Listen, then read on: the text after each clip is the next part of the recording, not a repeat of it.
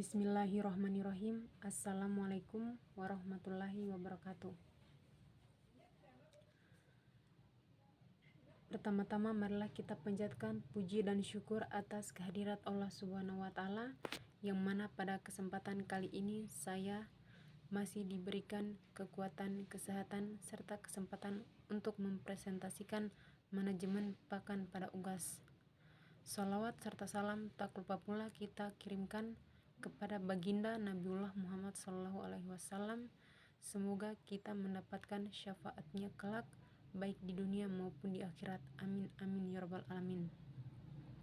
Perkenalkan, nama saya Ratna Elsa, stambuk L1A121243, kelas E. Manajemen pakan merupakan tata kelola dalam pemeliharaan ayam pedaging maupun petelur dengan berobjek pada pengaruh perlakuan pada aspek pakan yang bertujuan pada keberhasilan usaha peternakan. Manajemen pakan merupakan salah satu faktor penentu keberhasilan dalam budidaya ayam. Selain itu, biaya pakan merupakan 77% dari keseluruhan biaya produksi. Manajemen pakan sangat dibutuhkan untuk memulai budidaya ayam secara mandiri.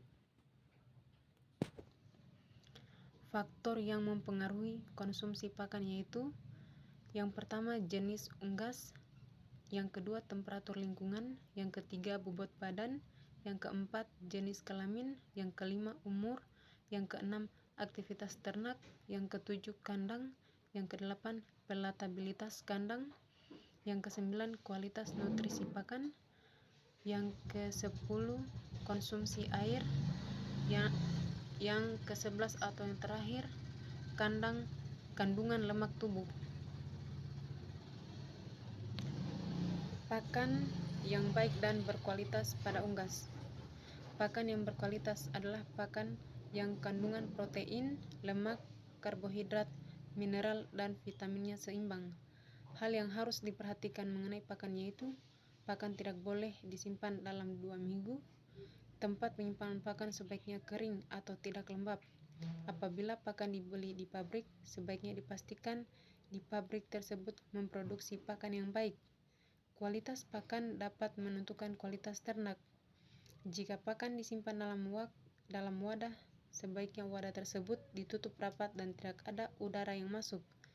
Pakan yang terkontaminasi udara lembab akan berjamur. Pakan mempunyai peran yang sangat penting sebagai sumber energi untuk pemeliharaan tubuh, pertumbuhan, dan perkembangbiakan. Selain itu, pakan juga digunakan untuk menghasilkan warna dari rasa tertentu. Cara memberi makan ayam yang baik dan benar dan faktor yang mempengaruhi penyimpanan pakan.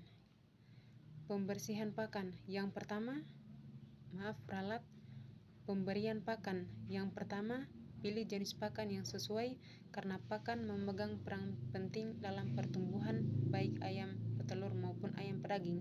Yang kedua, pemberian pakan secara teratur dan pastikan tempat pakan selalu berisi dan tidak kosong sepanjang waktu. Yang ketiga, pastikan ketersediaan air minum. Faktor yang mempengaruhi pakan. Yang pertama, jenis pakan, yang kedua lama penyimpanan, yang ketiga metode penyimpanan, yang keempat temperatur, yang kelima kandungan air, yang keenam kelembapan udara, yang ketujuh serangan serangga, kapang, bakteri, binatang pengeret, dan yang kedelapan komposisi bahan pakan. Bentuk-bentuk dan cara pemberian pakan. Bentuk pakan. Yang pertama mas, yang kedua crumble, yang ketiga pelet, yang keempat kibble. Cara pemberian pakan. Yang pertama completed feed, yang kedua free choice, yang ketiga kombinasi. Program pemberian pakan atau starter. Yang pertama, pemberian air gula ketika DOC datang. Yang kedua, 3-4 jam kemudian ransum atau mas diberikan dengan cara ditebar pada feeder tray. Setelah 2 minggu diganti tempat pakan bentuk tabung atau memanjang. Yang ketiga, pengisian tempat pakan tidak terlalu penuh, cukup 1/3 sampai setengah bagian. Yang keempat, semakin tinggi frekuensi pemberian ransum akan meningkatkan konsumsi. Yang kelima, ransum yang diberikan harus cukup jumlah dan kandungan nutriennya.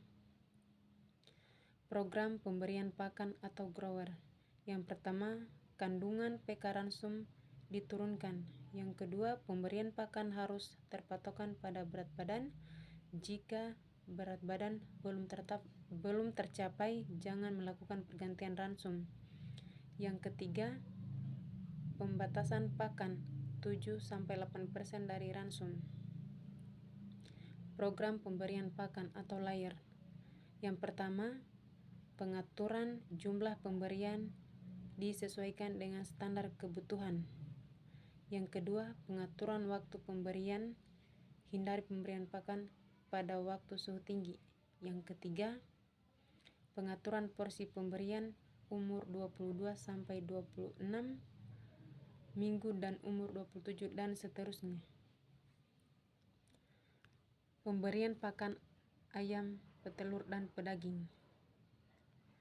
Pemberian pakan pada ayam, petelur, maupun pedaging haruslah disesuaikan dengan tahap pertumbuhannya melalui transisi yang tepat, pencampuran yang baik, pemberian suplemen yang sesuai, dan penyesuaian tempat pakan. Kita dapat memastikan bahwa ayam, petelur, atau pedaging tumbuh dengan optimal dan menghasilkan hasil panen yang memuaskan. Teknik pencampuran pakan ayam dan penyesuaian tempat pakan yang tepat. Yang pertama, teknik pencampuran pakan. Ralat pencampuran pakan lama dengan pakan baru sangat penting untuk menghindari stres pada ayam akibat perubahan pakan.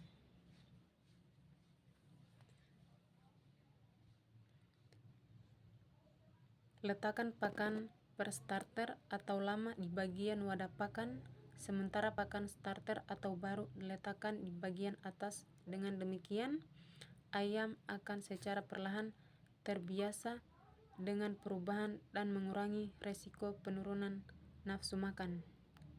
Yang kedua, penyesuaian tempat pakan. Jenis tempat pakan dan ketinggian tempat pakan ayam. Memilih jenis tempat pakan yang sesuai dengan benar, agar tempat pakan berada sedikit di bawah dada atau punggung ayam.